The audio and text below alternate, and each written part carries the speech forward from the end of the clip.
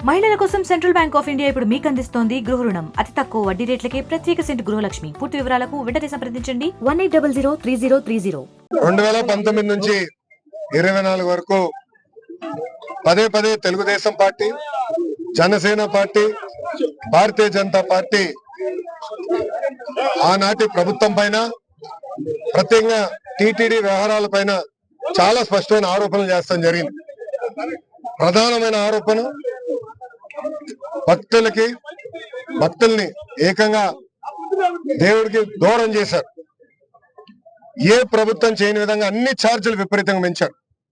సామాన్యులు వెళ్ళి భక్తుల దగ్గర దర్శనం చేసుకునే పరిస్థితి లేకుండా చేసింది ఆనాటి వైకాపా ప్రభుత్వం. అంతేకాదు, ప్రజలందరూ సోషల్ మీడియాలో కానివ్వండి, మీడియా మిత్రుల ముందర కానివ్వండి, ఆనాడు చాలా స్పష్టంగా చెప్పారు, అన్నదానంలో నాణ్యత లేదు, తిరుమల లడ్డూలో నాణ్యత లేదు, లడ్డు సైజు కూడా పడిపోయింది అని చాలా స్పష్టంగా ప్రజలు, భక్తులు ఆనాడు మాకు చెప్తాం జరిగింది.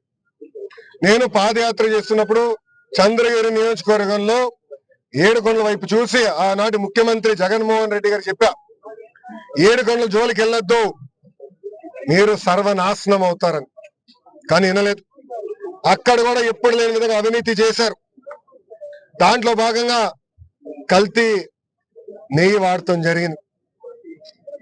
తెలుగుదేశం పార్టీ అంటే ఎన్డీఏ ప్రభుత్వం ఏర్పడిన వెంటనే కొత్త ఈఓని నియమించి, ఈఓ గారికి అన్ని పవర్స్ ఇచ్చి మొత్తం ప్రక్షాళన చేయండి వ్యవస్థల్ని, గతంలో జరిగిన పొరపాట్లు జరగకూడదు, నెయ్యి టెస్ట్ చేయండి, బియ్యం టెస్ట్ చేయండి, కూరగాయలన్నీ టెస్ట్ చేయండి, నాణ్యత మనం మెయింటైన్ చేయాలని చంద్రబాబు నాయుడు గారు ఆదేశాలు జారీ చేసి పంపిస్తాం జరిగింది. దాంట్లో భాగంగా ఈఓ గారు నెయ్యిని ప్రత్యేకంగా ఎన్డీటీవీ ల్యాబ్కి పంపిస్తే దాంట్లో చాలా స్పష్టంగా, ఈరోజు ఆధారాలు బయట పెట్టాం, చాలా స్పష్టంగా పంది మాంసం ఉందని, అదే విధంగా బీఫ్ ఫ్యాట్ ఉందని, ఫిష్ ఆయిల్ అంటే చేప ఉందని చాలా స్పష్టంగా రిపోర్ట్ లో వచ్చింది. చంద్రబాబు నాయుడు గారు ఏమైనా మాట చెప్తే ఆధారాలతో చెప్తారు. అందుకే నేను చెప్పారు, ఈ రోజు ఆధారాలు మేము బయట పెట్టాం. ఇది చాలా బాధేస్తుంది.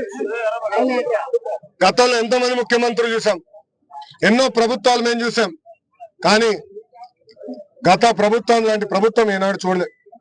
జగన్మోహన్ రెడ్డి గారు లాంటి ముఖ్యమంత్రిని ఏనాడు మనం చూడలేదు. ముఖ్యంగా వెంకటేశ్వర స్వామి జోలికి వెళ్ళారు, నాణ్యత లేకుండా చేశారు, దేవుడిని భక్తులకి దూరంగా చేశారు. ఒక మాట చెప్పాలంటే టీటీడీ కేవలం ఆనాటి ధనవంతులకి, ఇంకో పక్కన వాళ్ళ మిత్రులకి, శ్రేయోభిలాషుల కోసమే మెయింటైన్ చేశారు తప్ప సామాన్యులకి దూరం చేశారు. అందుకే సంస్కరణలు తీసుకొచ్చాం, పవిత్రం మేము కాపాడుతాం, దాంట్లో ఎలాంటి సందేహం లేదు.